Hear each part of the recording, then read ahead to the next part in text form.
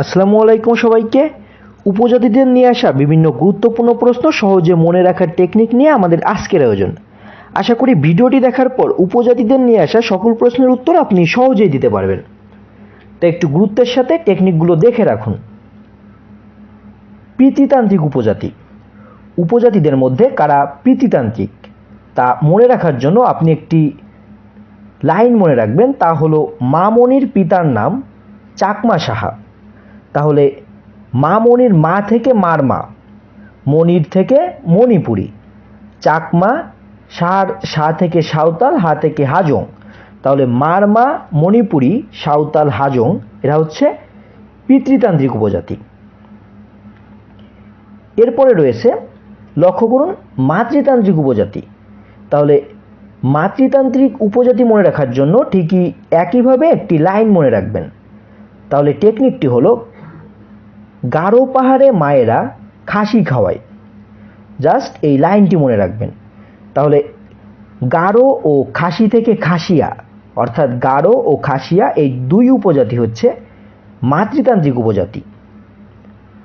সাঁওতালদের বসবাস। এখন বাংলাদেশের কোন কোন জেলায় সাঁওতালরা বাস করে? এই জেলাগুলোর নাম যদি আপনি সহজে মনে রাখতে চান তাহলে আপনি মনে রাখবেন রাদীপ রং দিয়ে খেলা করে। জাস্ট এই টেকনিকটি, রাদীপ রং দিয়ে খেলা করে। তাহলে রাদীপের রা থেকে রাজশাহী, দি থেকে দিনাজপুর, ব থেকে বগুড়া, রং থেকে রংপুর। অর্থাৎ বাংলাদেশের রাজশাহী, দিনাজপুর, বগুড়া ও রংপুর জেলায় সাঁওতালরা বসবাস করে। এরপর রয়েছে গারো ও হাজংদের বসবাস টেকনিক। তাহলে এই টেকনিকটি হচ্ছে গারো প্লাস হাজংদের মনে সেটা, মানে আপনি শুধু মনে রাখবেন মনে সেটা এই কথাটা। অর্থাৎ ম থেকে ময়মনসিংহ, নে থেকে নেত্রকোনা, সে থেকে শেরপুর, টা থেকে টাঙ্গাইল। তাহলে মনে সেটা যদি মনে রাখেন আপনার মনে থাকবে যে গারো ও হাজংরা এরা বাস করে বাংলাদেশের ময়মনসিংহ, নেত্রকোনা, শেরপুর ও টাঙ্গাইল জেলায়। চাকমাদের বসবাস। চাকমারা বাংলাদেশের কোন কোন অঞ্চলে বসবাস করে? এর জন্য টেকনিক হলো, চাকমারা চট্ট, বাখারা, বৌদ্ধ। মনে রাখবেন চাকমারা চট্ট, বাখারা, বৌদ্ধ। অর্থাৎ চট্ট থেকে চট্টগ্রাম, আর বাখারার বা থেকে বান্দরবন, খা থেকে খাগড়াছড়ি, রা থেকে রাঙামাটি। আর এইখানে একটু লক্ষ্য করুন যে বৌদ্ধ কথাটা আছে, যে বাখারা বৌদ্ধ, অর্থাৎ চাকমাদের ধর্ম হলো বৌদ্ধ এবং এরা বাংলাদেশের সংখ্যায় সর্বাধিক। তাহলে চট্টগ্রাম, বান্দরবন, খাগড়াছড়ি, রাঙামাটি এই জেলাগুলোতে চাকমাদের বসবাস।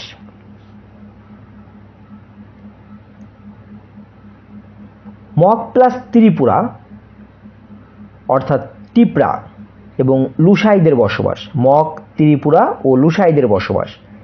মগ, ত্রিপুরা ও লুসাই উপজাতি সমূহ বাংলাদেশের যে অঞ্চলে বাস করে তার জন্য একটা শব্দ শুধুমাত্র মনে রাখবেন, তা হলো বাখারা।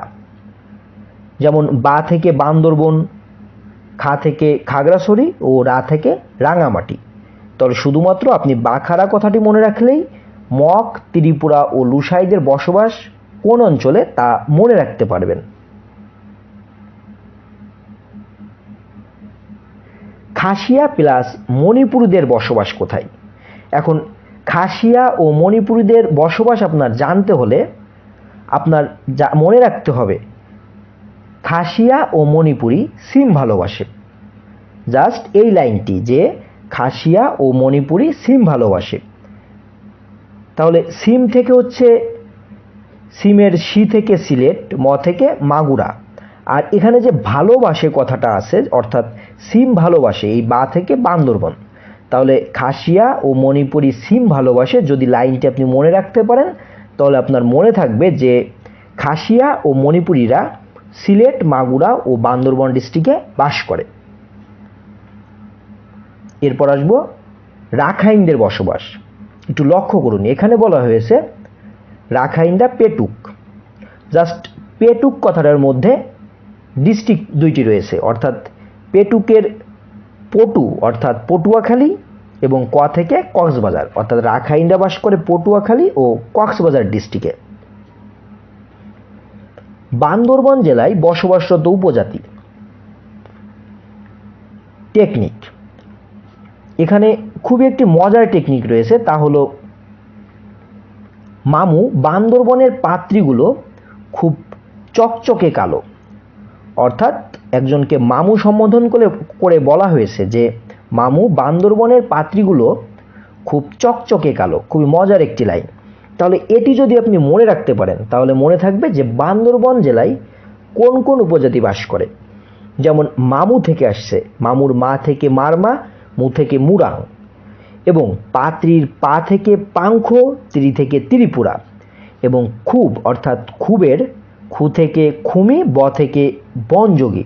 আর যে চকচকে কথাটা আছে যে মামু বান্দরবনের পাত্রীগুলো খুব চকচকে কালো, এখানে যে চক কথাটা চক থেকে আসছে, চক উপজাতি। তাহলে এই মজার লাইনটি মনে থাকলে আমাদের মনে থাকবে যে বান্দরবন জেলায় কোন কোন উপজাতি বাস করে।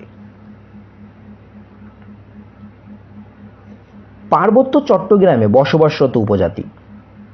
চট্টগ্রামে কোন কোন উপজাতি বাস করে লক্ষ্য করুন। এটা মনে রাখার জন্য আপনার এই ছন্দটি মনে রাখতে হবে, তা হচ্ছে চট্টগ্রামের চাত্রী লুসাই মগে চা পান করে।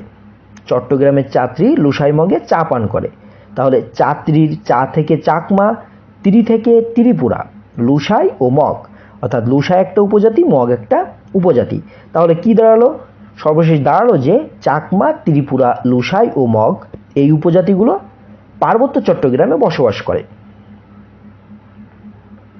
এরপরে রয়েছে মৌলভীবাজারে বসবাসরত উপজাতি। তাহলে মৌলভীবাজারের নুনিয়া ক খ পড়ে পাশ করেছে। নুনিয়া অর্থাৎ নুনিয়া একটা উপজাতি, ক থেকে কন্দ, খ থেকে খড়িয়া, আর পাশের পা থেকে পাঙন, স থেকে সবর। তাহলে কি দাঁড়ালো? যে নুনিয়া, কন্দ, খড়িয়া, পাঙন ও সবর এই উপজাতিগুলো মৌলভীবাজারে বাস করে।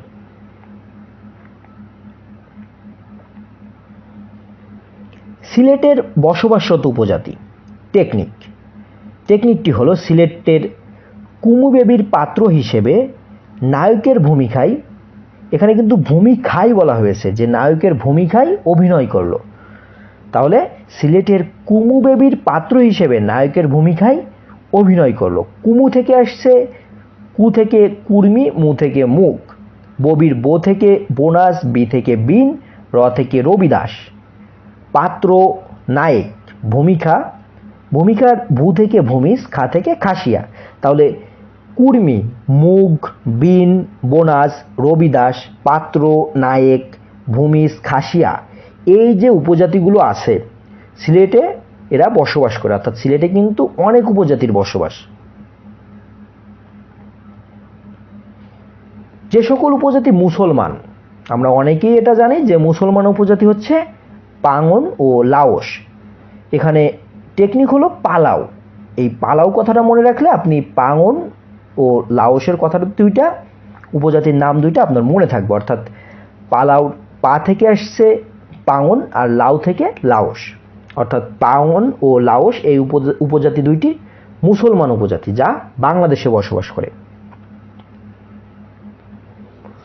অন্যান্য বসবাসরত উপজাতি, এটা খুবই গুরুত্বপূর্ণ একটি ব্যাপার যে বাংলাদেশের যেসব অন্যান্য উপজাতি আছে যারা বাংলাদেশে বাস করে, তারা এই টেকনিকটি আপনার মনে রাখতে হলে আপনি মনে রাখবেন, এটা কিন্তু খুবই গুরুত্বপূর্ণ। একটু লক্ষ্য করুন, এখানে বলা হয়েছে রংপুরের রাস, নেত্রকোনার হাদু ও হুদু,